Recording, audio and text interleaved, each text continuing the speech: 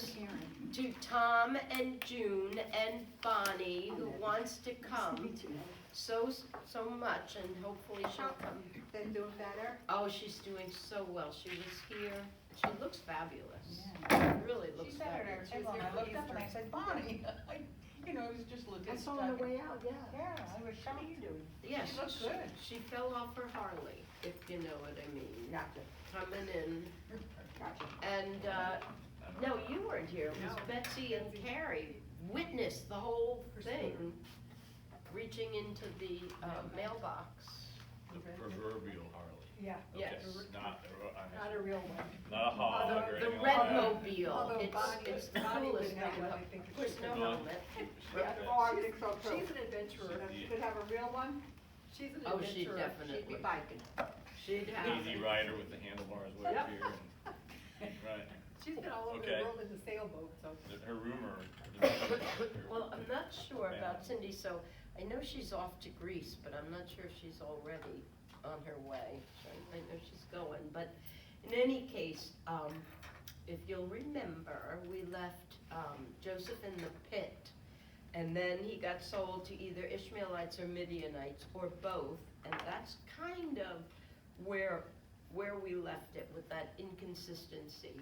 Reuben is trying to save him, then Judah comes and tries to save him, but I think we can safely assume that nobody liked the brat, none of his brothers. He was difficult. The only one who adored him was his father, Jacob, or Israel. Bless you. God bless. So, we were talking about inconsistencies in the text. First, Reuben comes to the rescue, and then it was Judah comes to the rescue. It could have been both of them. It could have been two versions of the same story that, you know, were redacted together. And to whom exactly did these brothers sell poor little Joseph? Were they Ishmaelites? Were they Midianites? And Martin Luther writes extensively on the book of Genesis. He loved it. And he just didn't have a problem with these inconsistencies. He says that probably both groups were in the caravan, and they carried him away to Egypt. So that's where we left it last week. What Was any chapter are you on? 37, I think.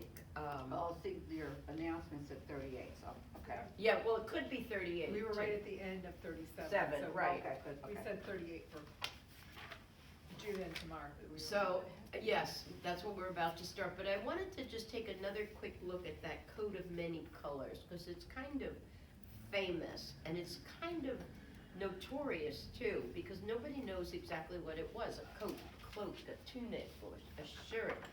Everyone back in the day wore a tunic, and everyone's tunic was short. It came to right above the knee, and tunics were also sleeveless. But here in our text, this garment is described as reaching all the way down to the ankles, and the sleeves of the garment came all the way down to the wrists. So this was not a work shirt, but linguistically, the description of the garment is unclear. And interesting, Martin Luther translates the garment as a bunter rock. I have no idea, and even Luther says, I confess freely that I don't know what that means. So nobody. Let me say it. Yeah, right. That's the Hebrew. He translated the Hebrew. But I surmise, says Luther. Luther never stepped back saying, "Oh, I don't want to talk about it." He talked about everything. Here's what Luther says: Jacob wanted to show Joseph as a ruler, because only the ruling class members were allowed to wear colored clothing. Everybody else just wore the ecru, the beige, the natural linen color. So it's interesting, and maybe even a little strange, because the same garment is mentioned again in Scripture, in 2 Samuel. But it's mentioned in terms of a virgin princess wearing the garment, not a little spoiled boy. And I think there's so much irony in this particular passage. about the dead baby goat and its blood and its skins and all the tricks that were used to deceive first Jacob, and then his mother uses them to trick Isaac, remember? And then the brothers use them to trick Jacob. Remember, Jacob covers his hands with the goat skin so that his father thinks he's Esau.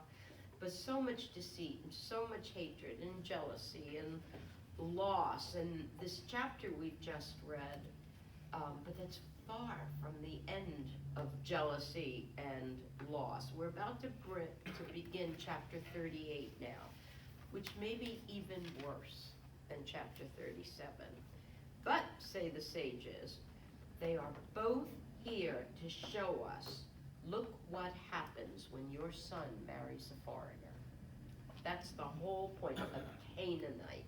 Good Jewish boy marries a non-Jewish girl, this is what's going to happen. Now, about that time, so let's look, we're in chapter 38 now. About that time, Judah left his brothers and camped near a certain Adulamite, whose name was Hirah. Now, why did Judah leave his brothers, right? Why aren't they living together anymore? Well, one midrash says it's because the brothers blamed him for selling Joseph to the slave traders. If only Judah had suggested saving Joseph, they would have gone along with it. Yeah. They would have listened to him, right? Well, Judah is living in Canaan, and he sees the daughter of a certain Canaanite whose name is Shua. Now, the text never tells us her name. They just refer to her as Bat Shua, which means Shua's daughter, daughter of Shua. But Judah must have really liked her because he marries her and he cohabits with her, and she conceived a son, and he named the boy And she conceived again another son, and they named the kid Onan. And once again she conceived a son, and they named this kid Shelah, and she was at Chezib when she gave birth to these kids. And this is a real place, it's still there. Do you see it? Now, some say the name of the place, Chezib, means disappointment or failure. Could be, because it makes sense, because listen to this. When the firstborn son, grew up, Judah got him a wife, and her name was Tamar, right. And Tamar means palm tree. So, a marriage between and Tamar. But was not pleasing to the Lord. So the Lord took his life, and now he's dead. So little harsh, right? But hey, that's how it was back in the day. So then Judah tells his second son, Onan, time for you to do your duty, kid. Step up and join with your brother's wife and do your duty with her as a brother-in-law and provide an offspring for your dead brother. And it's actually more than a duty. It's a strict law. It's called the Levirate marriage. Levirate has nothing to do with the tribe of Levi. And this is Latin, levir, which means brother-in-law. And the law says that when a man dies without male offspring, his brother is obligated to marry the widow and give her a son. So if it's all girls, they just have to keep trying. And that son that was born of this union was considered to be the son of the dead man, which sounds awful in a sense, but it was actually based on very ethical grounds and pragmatic tribal concerns. First, they made sure that land stayed within the family, right? Didn't go out. It stayed with the clan. Yep, and follow the money, the clan and the tribe. And the second is really a bit more ethical. The law provided protection for the widow, and she wouldn't be alone. She would always have that family around her. And interestingly enough, it is still the law today. It's still followed in some communities. In Brooklyn, for example. Yeah. In the Hasidim. And, yeah, Satmars still do it, some of the, yay, look who's here, come on in, honey.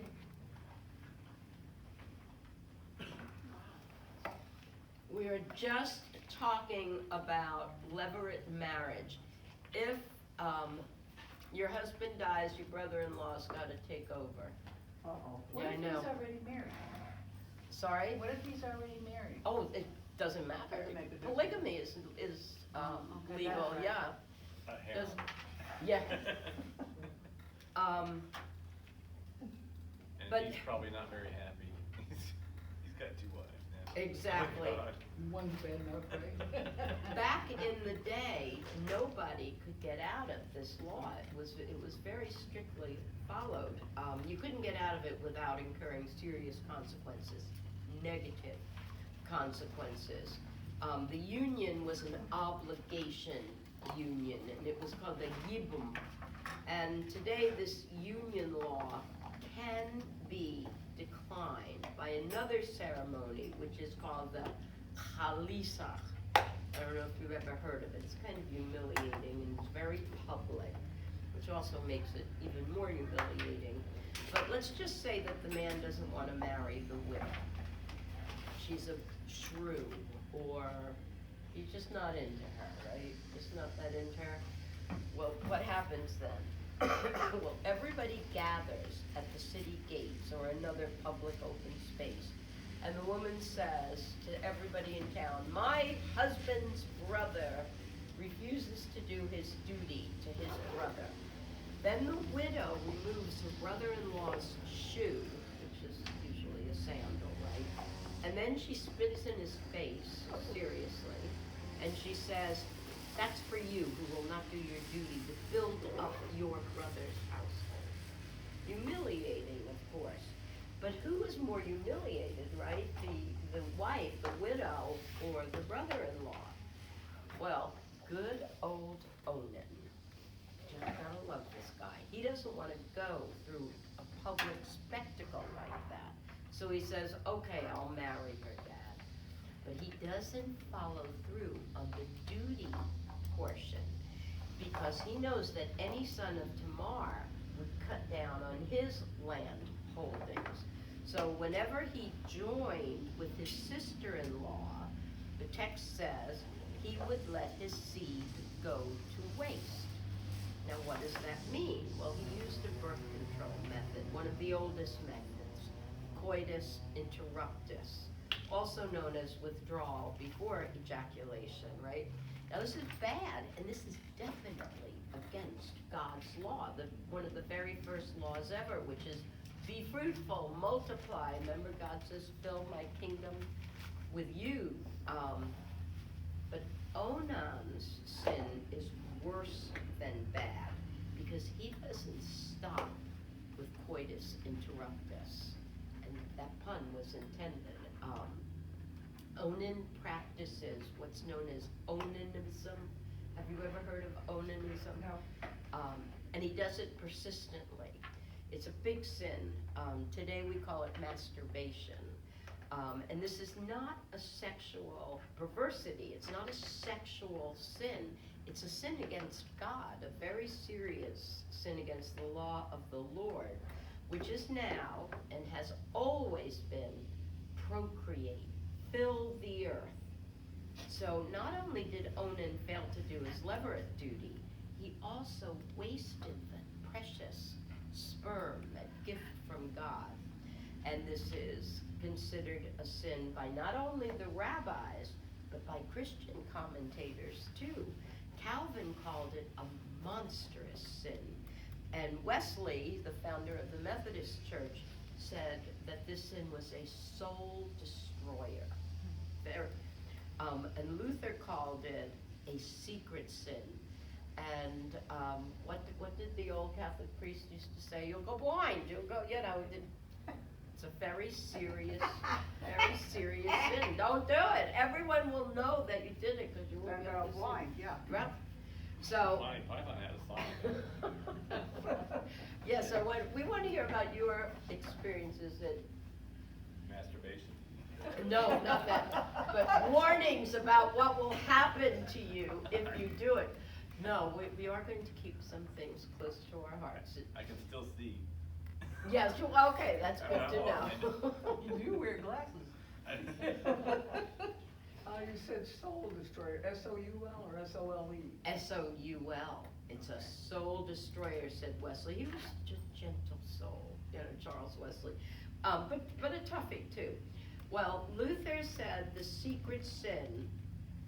He also said that this family had sunk into some seriously deep moral decline. You think, right? But it gets worse. You can always count on Jacob and his boys to be worse than you can imagine, and they never disappoint. Well, it should not come as any big surprise that God is seriously upset with Onan. The text says, what Onan did was displeasing to God. So what did God do? Took his life. Now he's dead too.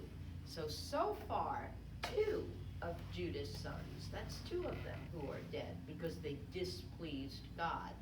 So understandably, Judah wants to protect the only one left, the youngest son, Selcha. So he tells Tamar, why don't you take a break? Why don't you go home to your father's house? And as soon as the baby Shelah of the family is old enough to do his level of duty, I'll send for you.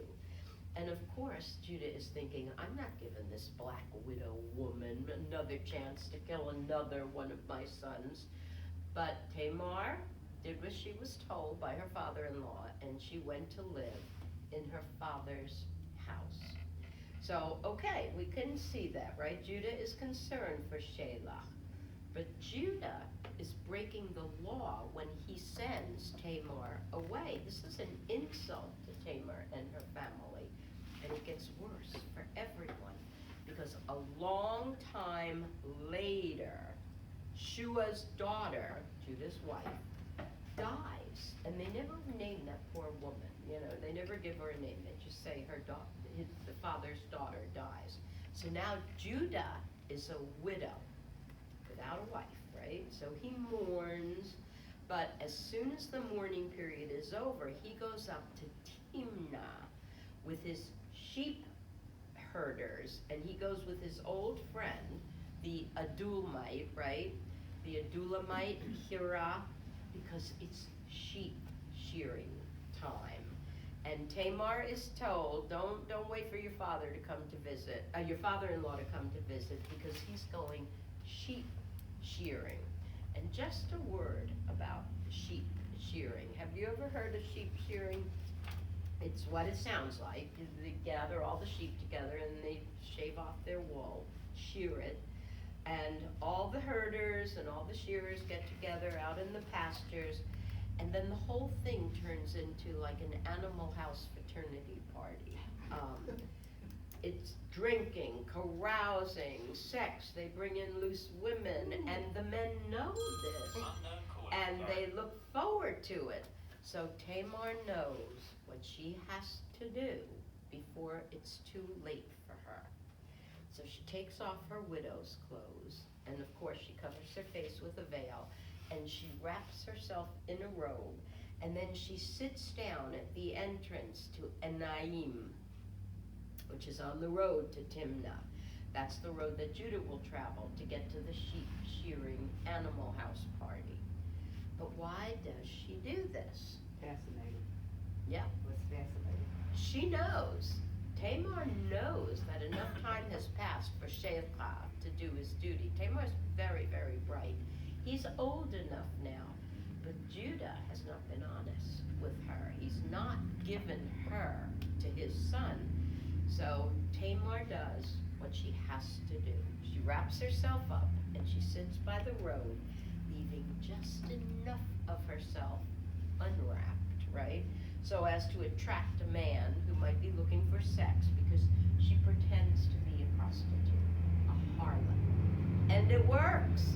Judah sees her, but he doesn't know it's her because she's wearing a veil. And besides, she's probably unwrapped enough that she draws his attention away from her face, if you know what I mean. So Judah stops and says to her, "Here, let me sleep with you." Didn't know it was his daughter-in-law, but Tamar says, "What will you pay to lay with me?" And Judah answers, "Oh, don't worry. I'll send a kid from my flocks." There's all these goats again, right? We're just always in this mess with this family. Well, this isn't good enough for Tamar. "I promise to pay you later" isn't going to work for her. So she says, "You must leave me a pledge," meaning collateral, "which I will return to you when I get the goat that you promised." And Judah says, "Well, what shall I leave you?" And she answers, "Your seal and your cord and your staff." And Tamar has all this. She gets it from him. And Judah must want to conclude their transaction because he agrees. And he hands over those 3 items. They have sex, and then Judah goes on his way to his sheep shearing party. And Tamar leaves and puts her widow clothes back on. Now, Judah is not a complete pig because he does send the baby goat with his Adullamite friend so that he can exchange the kid for the seal, the cord, and the staff. But the Adullamite can't find the prostitute. And he goes all over town and he asks all around, "Where is that cult prostitute that was working this road yesterday?" But they all answered, "There's been no prostitute around here." So he goes back and he tells this to Judah. And Judah thinks about it, and then he tells his friends, "Just let her keep those 3 items.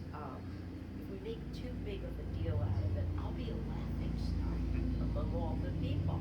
They'll call me an old fool. So let's just forget about it." So, 2 quick things in these verses.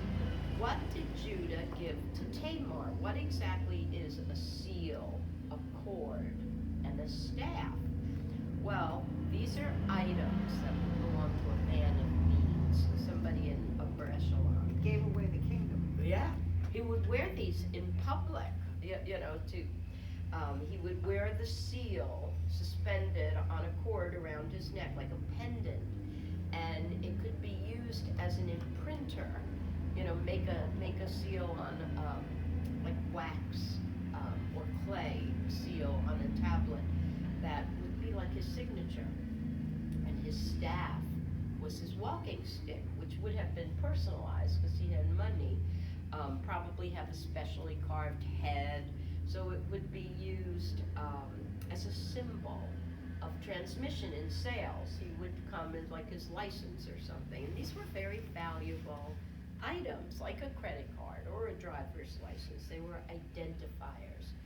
And did you notice that Hira, the Adullamite, he asks about a cult prostitute? So what's that about, right? Well, prostitution was not uncommon in the ancient Near East, and sadly, it's not uncommon today. But back in the day, there were types of prostitutes. And Judah calls her a cult prostitute because that makes it sound more acceptable. She's just not a common whore sitting on the side of the road. Oh no, She's a special whore. she's a professional. She's a temple prostitute. Worth a lot more money. You betcha. She takes part in fertility exercises, and this sounds much better to him. Not much has changed from, some men these days, right? Different names. We call them escorts or sex workers or call girls, high-priced call girls. It's so sad. It was sad then and it's sad now. Now, in our story, time passes now, and it's about 3 months later, and Judah is told, "Your daughter-in-law Tamar has played the harlot, but this is worse. She is with child by harlotry." And Judah hears this, and Judah bellows. What does he scream? It's horrible. "Bring her out here and Have her burned. Burn to death. let her be burned." That can't be right, right? These are Israelites we're talking about. They're not animals, right? They don't burn young women for sexual indiscretions. The law clearly states she would be stoned to death, not burned. They're not animals in Israel, right? These are Israelites. So the authorities are about to bring Tamar out to be burned or stoned, but quickly Tamar says, bring this message to my father-in-law. I am with child by the man to whom these belong. And she added, examine these items. Whose seal and cord and staff are these? And oh snap. Right. Judah recognizes them immediately, and he says, she is more right than I am, inasmuch as I did not give her to my son Shelah. So Tamar is saved a horrible death, and the writer wants us to know Judah did not sleep with her again. Seriously. Men, right? Well, when the time came for Tamar to give birth, there were twins in her womb. And while she was in labor, one of the babies stuck his hand out, and the midwife tied a crimson thread on that hand to signify this one came out first. But just then the baby drew his hand back in, and out came his brother. And Tamar said, what a breach you have made for yourself. So she named him Perez, which means he pushes or he breaches. And afterwards, his brother came out, on whose hand was the crimson thread, and she named him Zerah, which means brightness, probably referring to that brightly colored thread on his wrist. And that's the end of chapter 38. Where did that come from, right? Tawdry's story. And just another one right after the other. But there's more to this story, a lot more. And as we continue through the scripture study, we're going to meet the ancestors of this family, because there are ancestors too. For example, that child, Perez, grows up and starts a family, and we meet one of his relatives in the book of Ruth. Do you know who he is? Who does Ruth marry? Boaz. Boaz, yeah. Boaz, Ruth's husband, is descended from Perez, and so is King David descended from Perez. And who's descended from King David? Jesus. You know, so, but still, don't we see these stories as kind of tacky, tawdry, X-rated?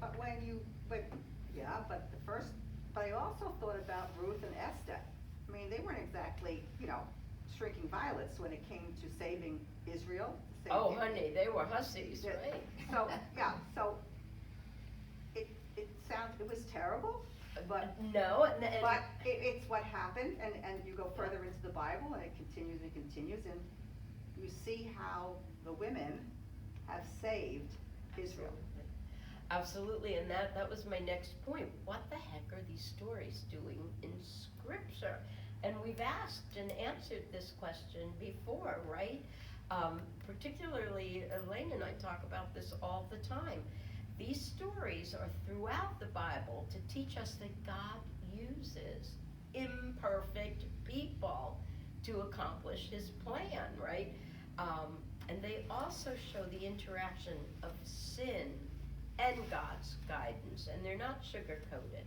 And because they're not sugar-coated, they show us that we get God's grace in spite of how bad we are. So I feel rather relieved, because I'm not as bad as this, Well, I think the writer of Genesis would have been great for the Inquirer. Oh, yes.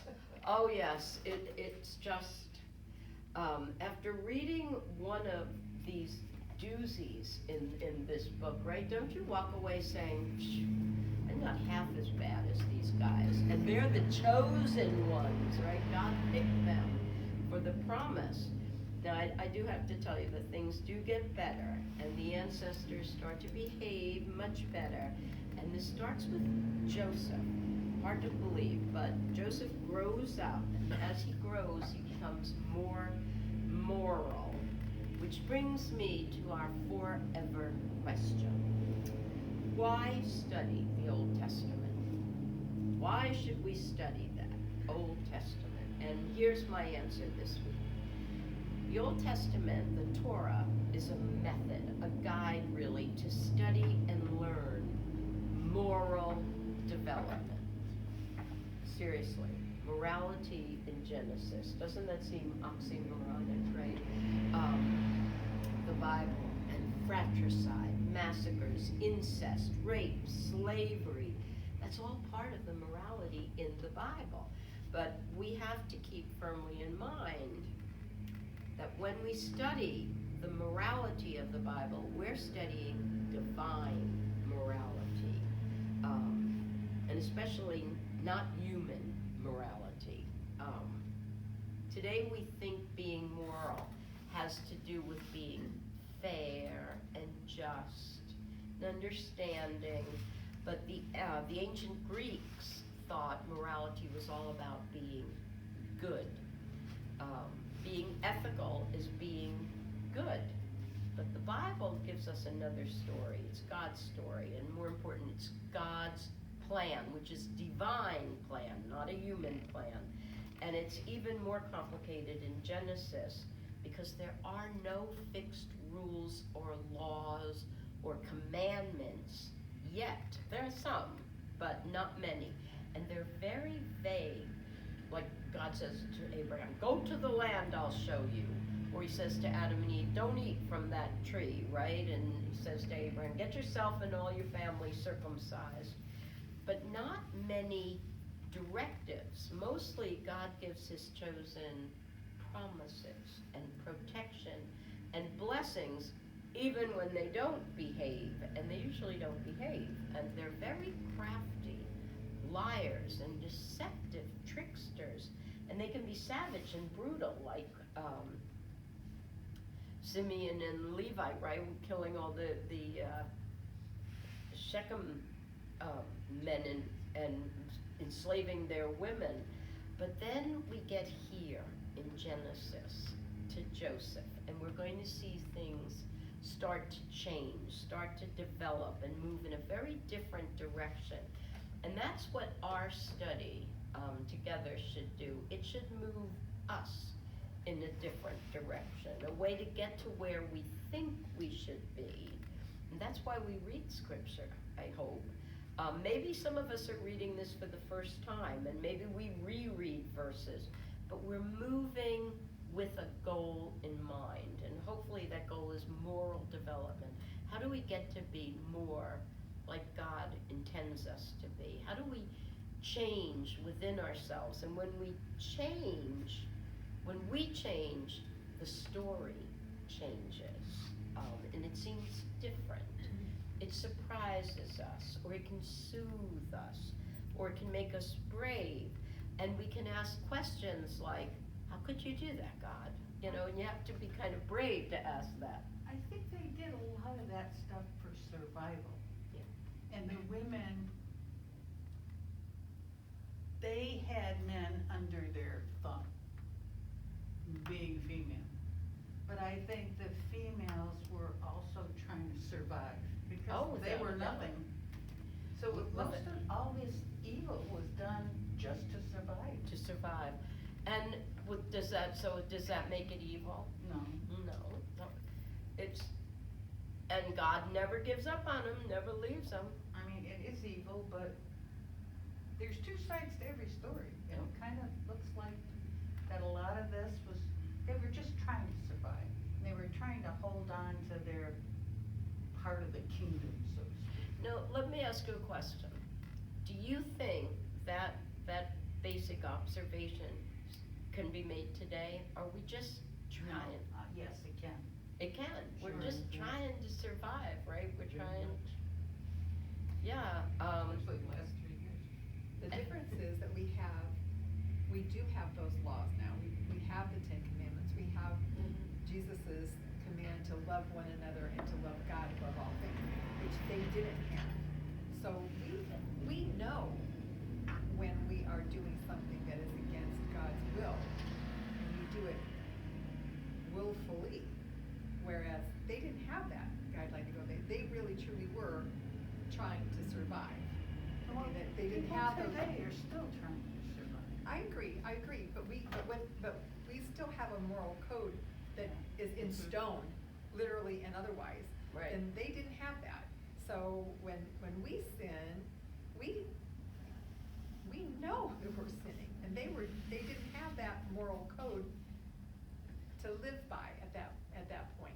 In your opinion, can we not sin? No. I don't think it's possible. Well, we're We're told human. we're all sinners, right? I mean, so can we not sin? Well, we're already told that we're all sinners, so we've already done it. Yeah, so. You're born a sinner, are you not? But when we say born a sinner, we tend to think of, just doing bad things. It's just a way of being that is not divine. We're born good. God says we're very good from the minute we're created. But we're not God. We're not sinless. And God never takes our power from us. We still have that free will. How he loves us, I have no idea, but how he loves us so completely that, Well, he gave us the free will. yeah, And without it, I mean, it's just like forcing somebody to, you have to tell me that you love me. That's empty. You have to make that decision on your own to Yeah. be able to say that. And if we didn't have our free will to say that, then what would be the point? it wouldn't be love, It right? wouldn't be meaningful. Yeah, be robotic. We're not robots. We're sinners who are loved totally and completely. I find it astounding, and when you tell people who aren't believers, they're going, seriously? It's amazing. Well, we recognize that there's sin and there's sin. Right. I mean, surely it's not as bad for me to slap her as it is for me to go and kill her. At least that's how I would rationalize it in my mind, but I don't know whether God sees it that way, whether we're Right. both equal sinners, because sin is sin. Right, But is it? right. And, Is there a and, degree of sin? well, Jesus came and made it absolutely impossible not to sin. So it's not only don't slap her, don't even think about it. Yeah. Do you know what I mean? Like, that's gonna happen. And being jealous and being lustful and being envious, all those things, when Jesus, that Sermon on the Mount made it mighty clear, there's no way you can do this without our But Savior. we're born into sin.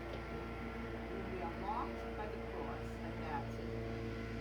And so while we were born into sin, we are saved at that point. Yep, And so I don't think about that so much. I know. But every time there's a baptism in church, you think about it, what it all means, But as Luther would say, sin boldly. Sin boldly, because know boldly that God loves you no matter what. And don't think you're gonna solve this on your own, so you don't have to, I bring this up in my sermon, and when Luther and the other reformers were busy, you don't have to go to the Holy Land or to Rome to touch those holy objects to get that holiness. You just have to gaze at that cross and believe. So, yeah, it's a very complicated system that Augustine tries very, very hard, and He this, has a difficult time with free will. He just, and also, based on reading, the color of his skin is dark. And so he also has a hard time with his physical appearance because he's not of the light. right. And he wants to be of the light. And it's very hard, Very hard. very hard. It's, And, but I don't think it's supposed to be easy. I think once we come to just sit and to, that old, I don't know if you've ever done this in terms of meditation, be still and know that I am. But if you do it word by word and just be still, and then how hard is it for us to be still? Be still and know, just know that you are loved. And we know in our personal lives that'll get you through anything. You don't kill your kid because you know how much you love them, even when they're, and yeah, it's, this is not glory. We don't live in glory, right? We live in almost, not yet. The kingdom has come, but it's not yet. Well, what I'm hearing is I might as well go ahead and kill her. Oh, no, well, that's very interesting, and that's what Elaine just brought up in terms of we know the rules, right? All right, so, shall we start? We do have some time, about 15 minutes to start our next Parsha. Tell me the answer to my question is no. Yes, please tell her no. Please tell her All right, let's all turn and repeat. No. Obey. Thou shalt not. I Right. don't know, do you have a seal and a staff? And a staff? I'd like one of those. All right, so as if we didn't have enough intrigue and suspense and sex, get ready. Here we go again, new Parsha. We're in chapter 39 now. And I think today is the first time we're going to read about a man in the Bible saying no to sex. First time a man refuses. First time in history, And of maybe. course.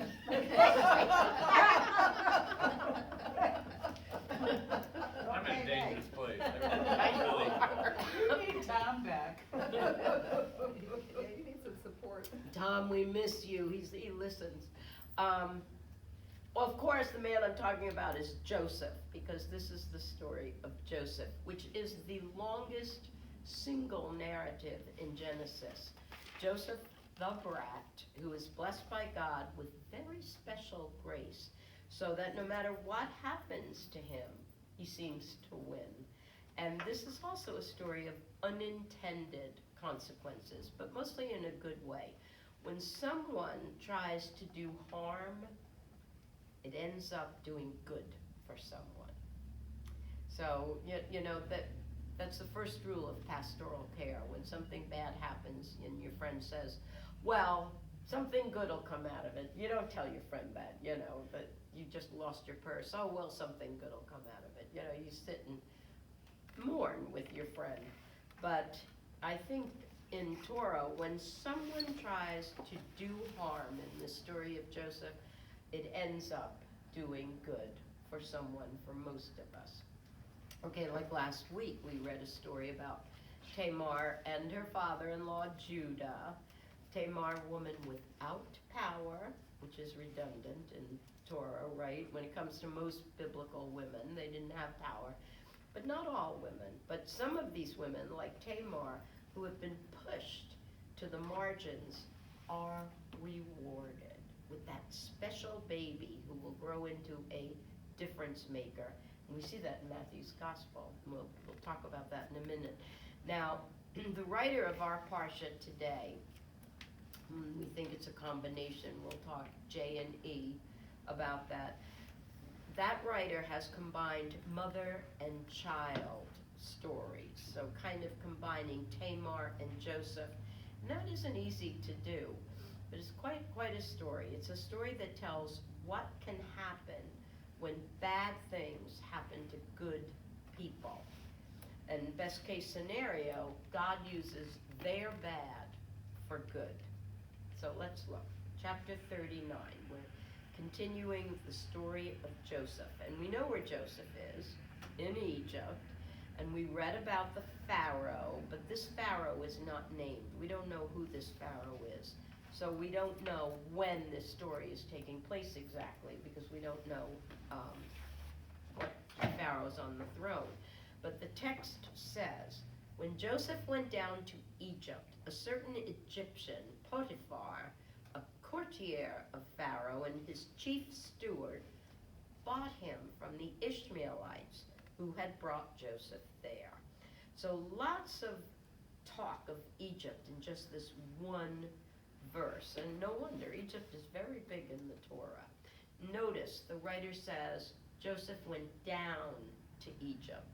And down, this is not just a direction like he went south. The word here implies that Joseph is going down to a lower level of morality, lower moral level.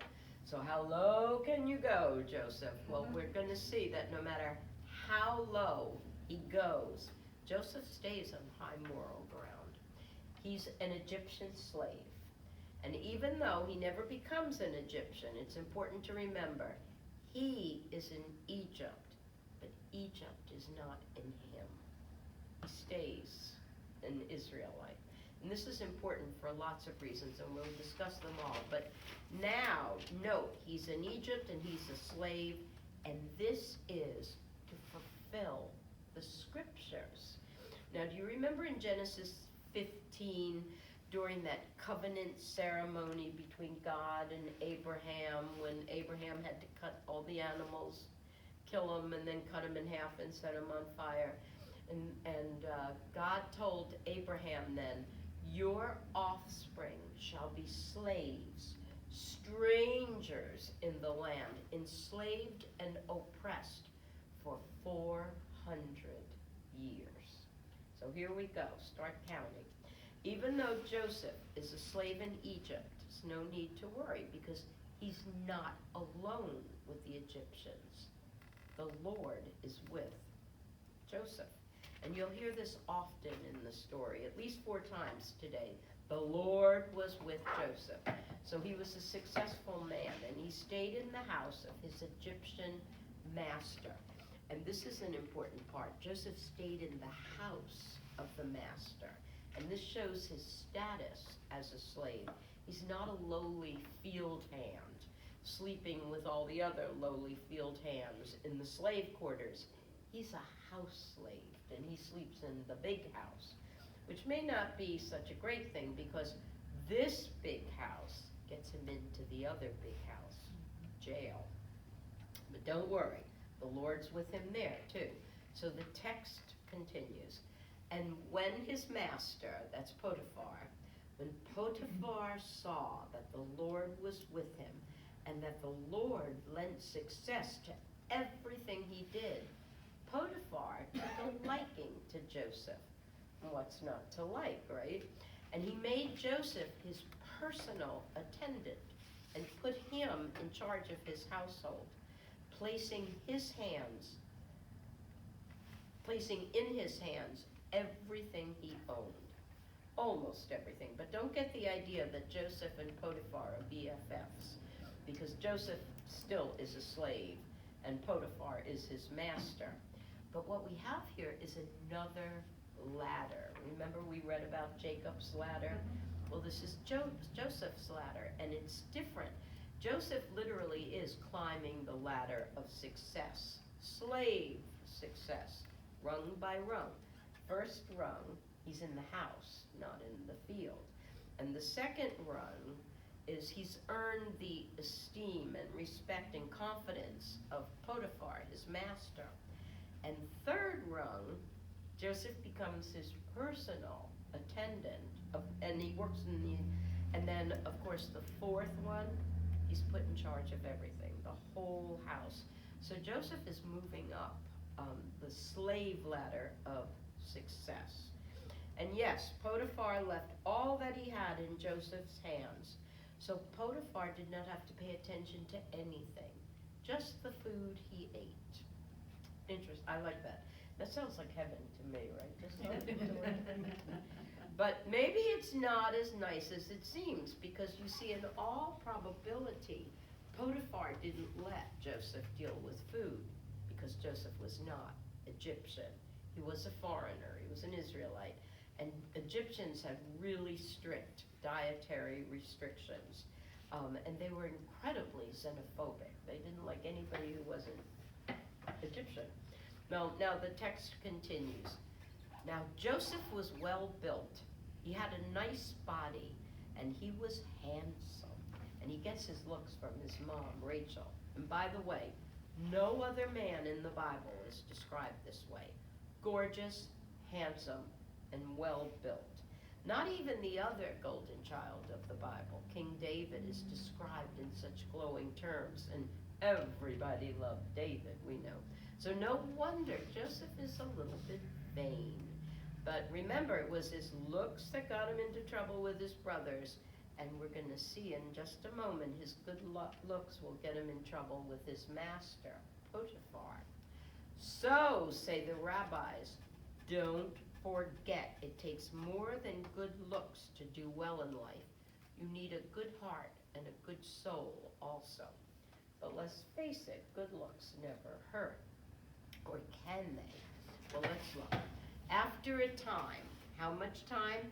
Enough to let the reader know that Joseph is in a good place in his master's house. And all is going very well for a time. And then his master's wife casts her eyes upon Joseph and said to him, "Lie with me." And of course, she's not named in Torah, and why should she be? She's just a woman, so she's Mrs. somebody, and in this case, Mrs. Potiphar. But she does get named later when she and Joseph appear together again in the Quran, and we'll look at them both there in a bit. But for now, look at this text here. Joseph is so darn good looking. Mrs. Potiphar can't resist him. The slave master's wife can't resist the slave. And do you catch the irony? Joseph is a slave, but so is she. She's a slave to her lust, right? For a slave, her husband's slave. You can't make this stuff up in the Bible. So do you find it odd that this is the first time that she notices Joseph? Where has she been, right? He's been working his way up the ladder. But maybe Joseph was working in a different part of the house. But when she sees him, oh boy, her notice of Joseph rapidly ripens into lust, shameless lust. Now Martin Luther, who was pretty lusty himself, wrote that this kind of behavior, you gotta love Martin, it's not unusual for Egyptian women. They're known for their unfaithful ways. How would Luther know that, right? But Well, if you read enough, they all did it. they all, yeah, but there were plenty of, yeah. But you're not supposed to say that. Well, It doesn't, it he just was very doesn't. Think it if you must, but don't say But he it. was very honest, Luke. Oh, yeah. He was I very thought his honest. thoughts were. But he does add, in fairness to Luther, he does say that the other Egyptian woman that we already know, Hagar, who was the mother of Abraham's firstborn son, Ishmael, she was Egyptian, but she was not shameless. She was a good woman for Luther. But this one here, shameless hussy, Potiphar. But you'll be pleased to know that Joseph refused to lie with her. He told her, "How could I possibly do such a thing? My master, your husband, trusts me with everything he has. How could I possibly betray his trust? What kind of a faithful slave would I be if I were unfaithful with you? You are his wife. And how could I do this great evil and offend God?"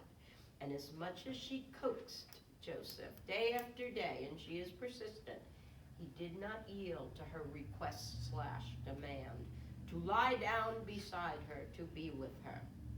Joseph resists her. She tries to wear him down day after day. So Joseph is being sexually harassed by his employer, right? And it never He really must have stops. been good looking. Oh, he good as hell, right? Absolutely. Now, never stops I have that harassing problem him. a lot. Sorry? That's when I have that problem a lot. I relate to Joseph. So one day, Joseph comes into the house to do his work, and no one else was home, just the missus. And none of the other workers were present, because she gave them the day off probably so that she could make her move. And that's what she does. Joseph walks in, and she's ready for him. And she tries to grab a hold of him by his garment, his coat, right? And she says, lie with me. But Joseph refuses, and he starts to leave. But she grabs hold of his coat. So he left his coat in her hands so that he could get away. And he fled outside with no clothes on. You see, his coat was sort of an outer garment, right? And all the Egyptians wore them, sort of like a caftan. And they didn't wear underwear back in the day, right? So picture this. Joseph is running outside, naked. Mrs. Potiphar is standing inside with Joseph's coat in her hand. And she must have known what everybody would think. So she panics and she cries, rape. Rape, anybody help me. And she calls the servants, who all of a sudden are nearby. Help me, look what happened to me. My husband had to bring that Hebrew into our home to dally with us, and look what he's done to me. He tried to lie with me, but I screamed so loud I chased him away. What a little liar, right? And a racist liar. She used Called the him a term. Hebrew. Yeah, called him a Hebrew, Yes. which is a derogatory term. He's a foreigner. All the other servants are Egyptian in her house, like her. And what does she mean when she says, Mr. Potiphar brought a Hebrew to dally with them? Well, here dally means to mock, to be disrespectful. But she definitely accuses Joseph of rape, or attempted rape, because the rape didn't really happen. But he's not innocent. Oh no, says Mrs. Potiphar. He was trying to rape me, but I screamed at the top of my lungs, and he left his coat with me and ran out. Now, Mrs. Potiphar knows no one is home, yet they're coming home, but she doesn't know what Joseph will say when Mr. Potiphar gets home. So she keeps Joseph's coat beside her. And when Mr. Potiphar walks in, she starts the whole act again. Look what you've done by bringing that Hebrew into our home to dally with me. But when I screamed, he ran out, and he came to dally with me. But I've saved myself. Well, when Mr. Potiphar hears this, clearly he's furious. But with whom is he furious? Well, of course, we get the hint in the next verse. Potiphar is so furious and upset, he has Joseph put in jail, in prison. Now, the Hebrew says it's a bet-a-sohar, which doesn't really mean a jail. It means like an enclosed house. And scholars think the jail is really a house in Potiphar's compound. So he's on home arrest and not a regular prison. But there are lots of prisons in ancient Egypt. Just about every town had one, and they were awful. Harsh conditions, like forced labor camps, really. That's not where Potiphar sends Joseph. And we get the idea that Mr. Potiphar is actually more furious with Mrs. Potiphar than he is with Joseph. The master knows Joseph. He's a good man, and he knows his wife, not a good woman, right? And you get the idea that she's done this before. If Potiphar believed that his wife had actually been raped or almost raped, violated, he would have had Joseph executed. Yeah, that was the penalty for rape. But Joseph isn't executed. He's sent to a high-class prison for high-class prisoners. And who else goes to prison with Joseph? God. And you can't get a much higher prisoner, right, than God. Now, the text says that the Lord was with him there. And the Lord extended his kindness to Joseph and disposed the chief jailer toward him. So the chief jailer put Joseph in charge of the whole place and all the prisoners. And the chief jailer didn't have to do anything now because Joseph did it all, because the Lord was with him. And as always, whatever Joseph did, the Lord made him successful. Now, did you ever get the idea that maybe Joseph would have preferred that the Lord butted out of his life and just let him live a normal, regular But every time the Lord shows up in Joseph's life, something bad happens, right? He's in a pit. And then his brothers are about to kill him. And then he's sold into slavery. And he's almost raped by a crazy Egyptian woman. And now, Yes, do but you, it's all good. it's all for the good. It's Yeah. all good. That's what this Torah passage is teaching. Just like all good. Yeah. That we all have blips in our lives along the road. And God uses everything for good. We don't see it, and we sure don't want to hear it when it's happening to us. But yeah, that's the midrash of this passage. But did you ever wonder why Potiphar didn't just have Joseph executed? It would have been so much easier for Potiphar not to have to house him and pay for his jails and Embarrassment. exactly. Oh, Rabbis say that you picked the Potiphar Hebrew over somebody else. exactly. Potiphar had him jailed to save face, to save his own reputation. And just look at the evidence. What's the evidence? That coat. That coat. And if we examine Joseph's coat, we can see that it's torn. And where is the coat torn? At the back. It's torn from the back of the garment. And this is proof, better than fingerprints or DNA. This is irrefutable proof that Joseph was fleeing. He was running away, not advancing when he lost that coat. He was trying to get away from her. So Potiphar knows that his wife is guilty, not Joseph. So Joseph is not executed, but he's still in jail for a crime he didn't commit. No trial, no bail. And that brings us to chapter 40, which begins with the words, sometime later. It's actually 11 years later since Joseph was sold as a slave by his brother. And now Joseph's 28 years old, and we're not sure how many years he's been in prison. But there he is, he's in the big house. And we meet two of his fellow prisoners, the cupbearer and the baker. And they work for Pharaoh, and Pharaoh's furious with them, and that's why they're in the jailhouse now. And we don't know exactly what their crimes were. But we do know that now they're Joseph's responsibility, because the chief steward put Joseph in charge of them, and the chief steward is Potiphar. So we know they're all close. They're still having contact. And we know that the cupbearer and the baker used to work in the palace. And the cupbearer is actually a very high position. He personally served alcoholic beverages to Pharaoh. But he was more than just a bartender. He was like the official taster. And something of a very trusted advisor to the Pharaoh. The baker was a baker, but he baked in the palace, so he was a royal baker, which is why these two are not in the ordinary prison, right? They work for Pharaoh, so they're in the royal prison with Joseph under the custody of the chief steward, Potiphar. And it seems like there are only 3 prisoners in this whole prison, and 2 of them have dreams that the 3rd prisoner will interpret, and of course that 3rd prisoner is Joseph, right? And he's such a nice guy.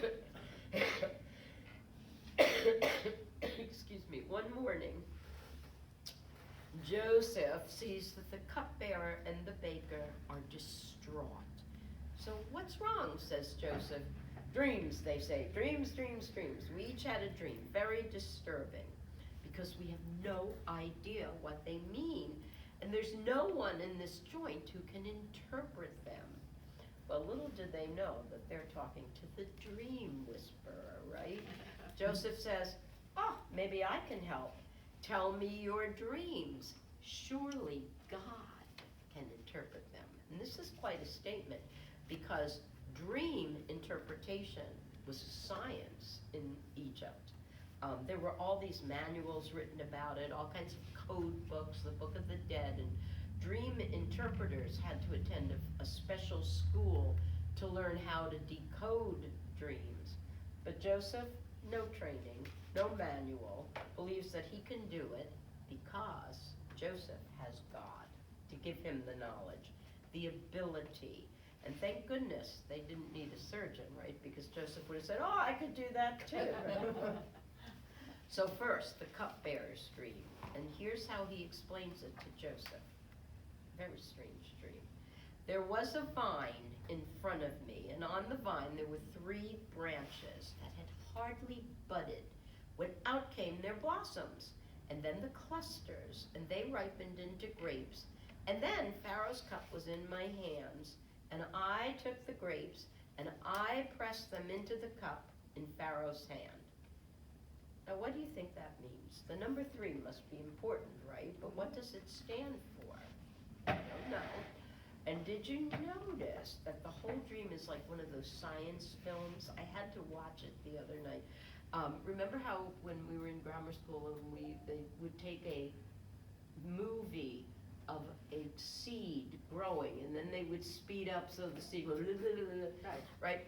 So this growing process speeded up so that the grape to wine process took seconds, not months, right? Bare vine, bud, blossom, grape, wine. It's like a big blur. And here's what Joseph tells the cupbearer. I don't know. The 3 branches are 3 days. In 3 days, the Pharaoh will pardon you and restore you to your post, and you will place the cup in Pharaoh's hand like you always did. Well, the cupbearer must have been relieved to hear Joseph's interpretation, so Joseph adds something. He tells the cupbearer, now when you're serving the Pharaoh, think of me in this hellhole and do me the kindness of mentioning me to Pharaoh so I can get out of this hellhole, because I don't belong here. I'm innocent. Truth is, I've had a really hard time these 11 years. I was kidnapped from the land of the Hebrews, and I didn't do anything to deserve any of this, ending up in prison. Some Bibles call it a dungeon. Is it called a dungeon in your text? Ending up in a dungeon makes it worse, right? Poor Joseph. First his brothers throw him in a pit. He's innocent. And then Potiphar throws him into prison, and he's innocent. Well, when the baker heard how favorably Joseph interpreted the cupbearer's dream, he says to Joseph, okay, listen, here's my dream. Okay, there were 3 baskets on my head, and they were open work baskets, like wicker baskets. And the top basket was filled with baked goods, which makes sense. The guy's a baker, right? But here's the important part. All the birds were eating all the baked goods that were baked for Pharaoh, not for the birds, right? So the birds were eating all the food that was in the 3rd basket, the top basket on my head. So what do you think this dream means? And by the way, when the baker says all kinds of baked goods, he really means all kinds of baked goods. The Egyptians liked food, very fancy foods especially, and variety. They liked variety. And we know through ancient texts that there were more than 57 different varieties of bread. At least 38 that was served regularly. At least 38 different kinds of cakes. And we know this because of hieroglyphics that were written on tablets. So what do you think the baker's dream means? And we have the number 3 again, right? And what's with the birds eating right out of the basket? And why didn't the baker just shoo them away? And what body part is mentioned? Yeah, so this is how Joseph answers those questions. In 3 days, Pharaoh will lift your head, cut it right off, and impale you on a pole, and then the birds will pick off your flesh. Not quite the interpretation he was hoping for. That, can you imagine? Can you imagine? That's not what he was hoping to hear. I bet he's sorry he asked, right? Yeah. Now, do you agree with Joseph's interpretation? Did you get that idea that the baker never baked any of those food products in the basket on his head? The baker does not serve the Pharaoh personally like the cupbearer does, and the food never gets to Pharaoh. The birds eat it, right? And you can sort of see the baker in his dream, walking and juggling 3 baskets under this big cloud of birds, right? But it's not funny or amusing, because here's what actually happens to this conscientious cupbearer and the negligent baker. On the 3rd day after Joseph heard the dreams, it was Pharaoh's birthday. So Pharaoh made a big party, banquet, for all his officials with celebrations and toasts. And Pharaoh singles out the cupbearer and the baker, and he restores the cupbearer to the cupbearing duties again. And he placed the cup in Pharaoh's hand, and everyone claps and cheers. But the baker, he impaled him just like Joseph interpreted he would.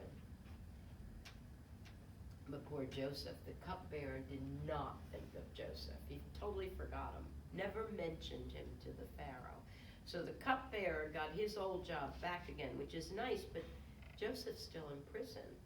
But the baker got it worse. He's impaled, which is, I don't know if you know how to impale, but it goes up your butt and out, sort of up your, not a pleasant. And sometimes you're still alive while you're impaled. Kind of an Assyrian, tough stuff. So what does this mean? The Egyptians used this method of execution very often, and it really is gross. A pole, thin pole or a spear, was placed either up your bottom so that it came out of your mouth, or the opposite, it was placed down your throat so it came out of your bottom. But either way, the baker is toast. Get it? Not nice.